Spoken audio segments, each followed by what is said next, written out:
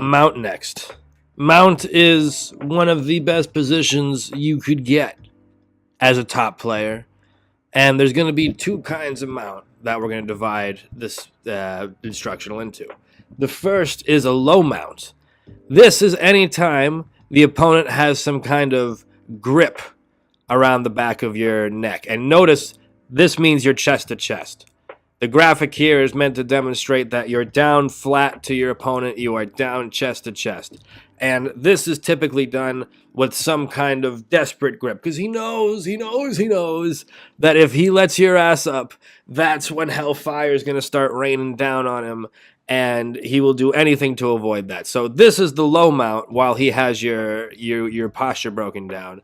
And then this here is the high mount. And the high mount is when you butcher people. The high mount is when you really hurt people.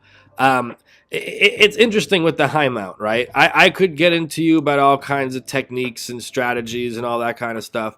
But I've always kind of wondered, how much does someone really need to be taught how to do this, right? I mean, this is somewhat self-explanatory. You just get on top of them and you start beating the hell out of them.